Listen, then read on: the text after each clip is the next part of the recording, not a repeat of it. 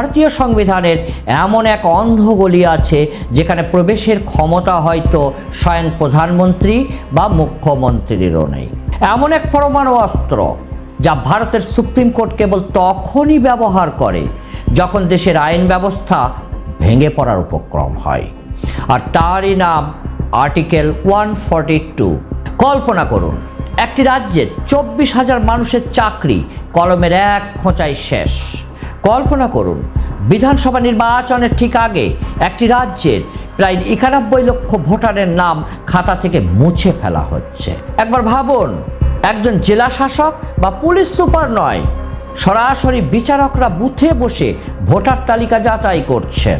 কিন্তু প্রশ্ন হলো, কেন পশ্চিমবঙ্গের ইতিহাসে এই প্রথমবার আদালতকে প্রশাসনের কাজ নিজের হাতে তুলে নিতে হলো? সেক্ষেত্রে কি 2026 সালের নির্বাচনের আগে পশ্চিমবঙ্গে বড় কোনো শাসনতান্ত্রিক রদবদল ঘটতে চলেছে? আপনি হয়তো ইতিমধ্যেই আন্দাজ করতে পারছেন পরিস্থিতি কোন দিকে এগোচ্ছে। প্রয়োজনে আমার আগের ভিডিও তাহলে কি 356 ধারা আসছে বাংলায়, এটা দেখে নিতে পারেন। আজ আমরা প্রবেশ করব এমন এক আইনি সত্যের গভীরে যা আপনার পায়ের তলার মাটি সরিয়ে দিতে পারে। ভিডিওটি স্কিপ করার ভুল করবেন না, কারণ আজ পর্দাফাঁস হবে সংবিধানের সেই বিবেকের, সেই এথিকের যা এখন পশ্চিমবঙ্গের রাজনীতির ভাগ্য বিধাতা। অনুচ্ছেদ 142 কেবল একটি ধারা নয়, এটি হলো কমপ্লিট জাস্টিস, অর্থাৎ সম্পূর্ণ ন্যায় বিচার নিশ্চিত করার এক নিরঙ্কুশ ক্ষমতা। 1949 সালের 27শে মে যখন আমাদের সংবিধান প্রণেতারা এই ধারাটি নিয়ে আলোচনা করছিলেন, তখন এক আশ্চর্য ঘটনা ঘটে। সংবিধান সভায় এই অনুচ্ছেদ নিয়ে প্রায় কোনো বিতর্কই হয়নি। এর অর্থ কি? এর অর্থ হলো ডক্টর আম্বেদকর থেকে শুরু করে জওহরলাল নেহেরু প্রত্যেককেই বুঝতে পেরেছিলেন ভবিষ্যতে এমন একটা সময় আসতে পারে যখন যান্ত্রিক আইন মানুষকে ন্যায় বিচার দিতে সক্ষম হবে না। ভাবুন তো একবার, আজ থেকে প্রায় 77 বছর আগে ওই গুণী মানুষগুলো কত দূরদৃষ্টি সম্পন্ন ছিলেন। সময় বদলেছে, কিন্তু প্রশ্ন রয়ে গেছে, আমরা কি সেই দূরদৃষ্টির জায়গায় পৌঁছাতে পেরেছি? আর এই নিয়ে আমরা বিশ্বগুরু হতে চাইছি। যাই হোক, আপনারা ভাবুন, আমি মূল বিষয়ে ফিরে আসি। আর ঠিক তখনই দেশের সর্বোচ্চ আদালতকে হতে হবে এক সুপার পাওয়ার। ব্রিটিশ আমলের প্রিভি কাউন্সিলের ক্ষমতাকে আরও শক্তিশালী করে তৈরি করা হয় এই অনুচ্ছেদ। সুপ্রিম কোর্ট তার এখতিয়ারভুক্ত যে কোনো মামলায় এমন কোনো আদেশ দিতে পারে যা ন্যায় বিচারের জন্য অপরিহার্য। 1962 সালের প্রেমচাঁদ গর্গ মামলা থেকে 1991 সালের Delhi judicial service, Bhopal gas tragedy অর্থাৎ ইউনিয়ন কার্বাইড মামলা, প্রতিটি ক্ষেত্রেই আদালত স্পষ্ট করে দিয়েছে যখন জনস্বার্থ বিঘ্নিত হয় তখন আদালত আইনের গণ্ডি পেরিয়েও হস্তক্ষেপ করতে পারে। এমনকি আদালত নিজেই ঘোষণা করেছে এই ক্ষমতা হলো আনডিফাইন্ড অ্যান্ড আনক্যাটালগ, অর্থাৎ এর কোনো নির্দিষ্ট সীমা নেই, নেই কোনো নির্দিষ্ট তালিকা। সময়ের সাথে পরিস্থিতি অনুযায়ী এটি কখনো নমনীয় এবং প্রয়োজনে অসীম শক্তিশালী। এখন প্রশ্ন হলো, কেন পশ্চিমবঙ্গে 142 ধারা এত প্রাসঙ্গিক হয়ে উঠল? অনেকে হয়তো জানেন এটা, কেবল সাজুজ্যতাটা হয়তো ধরতে পারেন না। যাই হোক, প্রথম স্তম্ভ শিক্ষা ব্যবস্থা। 2016 সালের এসএসসি নিয়োগ প্রক্রিয়া, যে নজিরবিহীন দুর্নীতি সেখানে হয়েছে তা গোটা দেশের ইতিহাসেই এক বিরলতম ঘটনা। ওএমআর সিট নষ্ট করে দেওয়া হয়েছে, সার্ভার থেকে তথ্য মুছে ফেলা হয়েছে, এমনকি প্যানেলের বাইরে থাকা প্রার্থীদেরও রাতারাতি চাকরি দেওয়া হয়েছিল। যখন কলকাতা হাইকোর্ট প্রায় 26,000 চাকরি বাতিলের নির্দেশ দেয়, ঠিক তখনই সুপ্রিম কোর্ট 142 ধারা প্রয়োগ করে এবং কিছু ঐতিহাসিক নীতিও স্থির করে। আদালত স্পষ্ট জানিয়ে দেয়, এখানে কলঙ্কিত আর অকলঙ্কিত প্রার্থীকে আলাদা করার কোনো পথই রাখা হয়নি। মনে করে দেখুন, 2025 সালের 7 এপ্রিলের সেই রায়, সেখানে 4টি মূল নীতি তুলে ধরা হয়েছিল। প্রথমত, পদ্ধতিগত জালিয়াতি ধরা পড়লে পুরো প্যানেলই বাতিল করা হবে। দ্বিতীয়ত, কেবল সন্দেহ নয়, দুর্নীতির যৌক্তিক নিশ্চয়তা থাকলেই কঠোর ব্যবস্থা নেওয়া হবে। তৃতীয়ত, ব্যক্তিগত অসুবিধার চেয়ে প্রক্রিয়ার শুদ্ধতা রক্ষা অনেক বেশি গুরুত্বপূর্ণ। এবং চতুর্থত, সবচেয়ে গুরুত্বপূর্ণ, পুরো প্রক্রিয়া যদি কলুষিত হয় তবে ব্যক্তিগত শুনানিরও কোনো প্রয়োজন নেই। এই রায়ের মাধ্যমে আদালত পরিষ্কার করে দেয় দুর্নীতির জঞ্জাল পরিষ্কার করতে তারা কতটা কঠোর হতে পারে। কিন্তু লড়াই শুধু চাকরিতেই থেমে থাকেনি। 2026 সালের বিধানসভা নির্বাচনের প্রাক্কালে বাংলার ভোটার তালিকাকে ঘিরে তৈরি হলো এক নজিরবিহীন বিশ্বাসভঙ্গ, এক গভীর ট্রাস্ট ডেফিসিট। ভারতের নির্বাচন কমিশন অভিযোগ তুলল রাজ্য সরকার ভোটার তালিকা সংশোধনের জন্য পর্যাপ্ত পরিমাণ প্রথম শ্রেণীর আধিকারিক দিচ্ছে না, অর্থাৎ অসহযোগিতার সুর।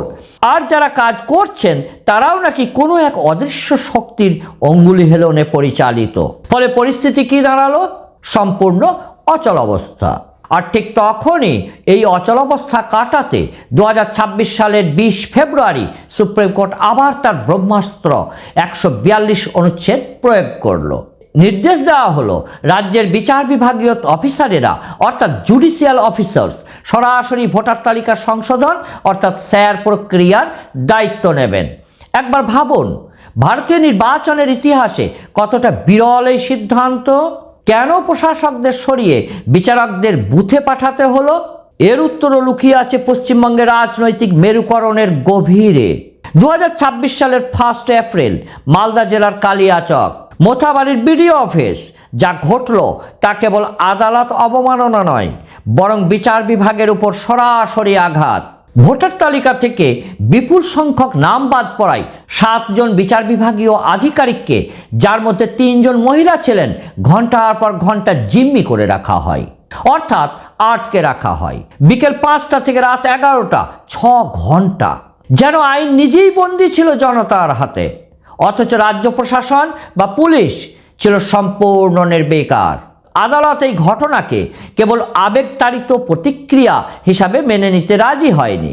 আর ঠিক তখনই সুপ্রিম কোর্ট স্পষ্ট ভাষায় জানিয়ে দিল এটি একটি সুপরিকল্পিত এবং প্ররোচনামূলক চক্রান্ত। এবং এখানেও 142 ধারা প্রয়োগ করে আদালত এমন কিছু নির্দেশ দিল যা সত্যিই অকল্পনীয়। প্রথমত, দাঙ্গা বা ঘেরাও সাধারণত এনআইএর আওতায় পড়ে না, তবুও আদালত এই ঘটনার তদন্তভার কেন্দ্রীয় সংস্থার হাতেই তুলে দিল। দ্বিতীয়ত, বিচারকদের সুরক্ষার জন্য কেন্দ্রীয় বাহিনী মোতায়েনের নির্দেশ দেওয়া হলো। তৃতীয়ত, পশ্চিমবঙ্গের মুখ্য সচিব এবং ডিজিপিকে শোকজ নোটিশ জারি করা হলো। তদন্তে উঠে এলো মূল অভিযুক্ত মোফাক্কেরুল ইসলাম সহ 35 জনের নাম। যদিও একটি পক্ষ দাবি করছে মোফাক্কেরুল নাকি জনস্বার্থে কাজ করছিলেন, কারণ নির্বাচন কমিশন বেছে বেছে সংখ্যালঘু ভোটারদের ডিলিট করেছে এবং অ্যাডজুডিকেশন করেছে। কিন্তু আদালতের দৃষ্টি ছিল একেবারে স্পষ্ট বিচারকদের উপর হওয়া আক্রমণের দিকে। আর এই ঘটনায় প্রমাণ করে দিল পশ্চিমবঙ্গের নির্বাচনী শুদ্ধি আনা কতটা কঠিন চ্যালেঞ্জ। এবার দেখা যাক রাজনীতির অঙ্ক। 2026-এর আগে পশ্চিমবঙ্গের ভোটার তালিকা থেকে প্রায় 91 লক্ষ নাম অপসারিত হয়েছে, যা মোট ভোটারের প্রায় 11.85%। এটি কোনো ছোটখাটো রদবদল নয়, এটা এক রাজনৈতিক সুনামি বললেও অত্যুক্তি হয় না।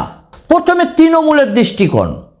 মমতা ব্যানার্জি একে বলছেন ভ্যানিশ কমিশন এবং বিজেপির ষড়যন্ত্র।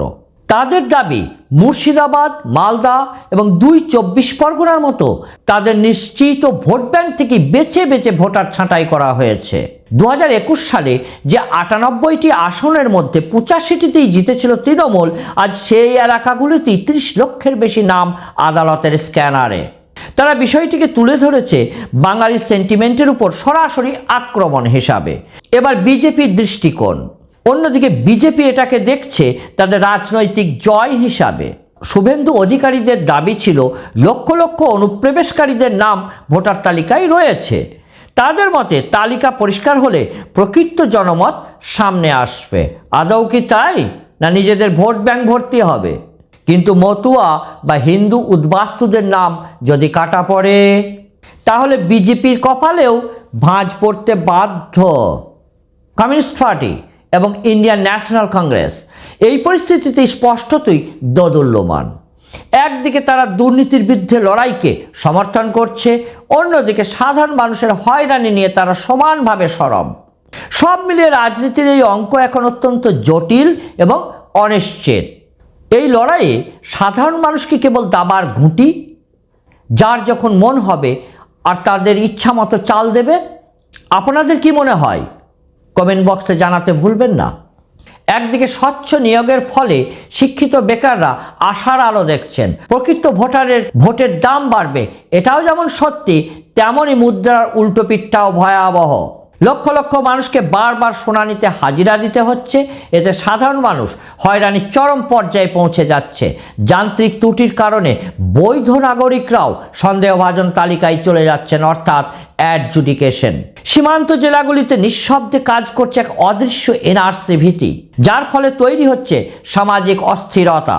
আপনারা হয়তো জানেন, কেবল মুর্শিদাবাদে 4.50 লক্ষ ভোটার বাতিল হয়েছে। এমনকি কলকাতার মতো শহরেও 67,000 নাম অপসারিত। এটা কি কেবল একটা সংশোধন প্রক্রিয়া, নাকি এর পেছনে লুকিয়ে আছে আরও বড় কিছু? এটি একটি ডেমোগ্রাফিক মেকানিজমের ইঙ্গিত। এর উত্তর হয়তো আপনারা আমার থেকেও ভালো জানেন। সুপ্রিম কোর্টের এই 142 ধারা আমাদের মনে করিয়ে দেয় ল্যাটিন ভাষার এক প্রাচীন নীতি, ফিয়াট জাস্টিসিয়া রোয়াত সেলাম, অর্থাৎ আকাশ ভেঙে পড়লেও ন্যায় বিচার হোক। আজ পশ্চিমবঙ্গে যে সংকট তৈরি হয়েছে তা কেবল একটি নির্বাচনের অংশ নয়, এটা একটা বৃহত্তর লড়াই, শাসনতান্ত্রিক পরিকাঠামোর লড়াই। নিয়োগ দুর্নীতি থেকে ভোটার তালিকা সংশোধন, প্রতিটি ক্ষেত্রেই আদালতের এই কঠোর অবস্থান আগামী নির্বাচনের জন্য এক মানদণ্ড তৈরি করেছে। আর যদি সাধারণ মানুষ হয়রানির শিকার হয়, তবে প্রশ্নের মুখে পড়বে সংবিধানের এই অসাধারণ ক্ষমতা। 2026-এ পশ্চিমবঙ্গের ভাগ্য আজ কেবল ইভিএমে নয়, নির্ধারিত হচ্ছে সুপ্রিম কোর্টের এজলাসেও। এবার প্রশ্ন আপনাদের এজলাসে, সংবিধানের এই 142 অনুচ্ছেদের এই অতি সক্রিয়তা কি বাংলার গণতন্ত্রকে রক্ষা করতে পারবে, নাকি এটা প্রশাসনিক ভারসাম্য নষ্ট করছে? আপনার মূল্যবান মতামত কমেন্ট বক্সে একটু জানাবেন। ভিডিওটি ভালো লাগলে শেয়ার করুন, আর এই ধরনের গভীর বিশ্লেষণের জন্য আমাদের এই চ্যানেলটিকে সাবস্ক্রাইব করুন। ধন্যবাদ। আবার দেখা হবে নেক্সট ভিডিওতে।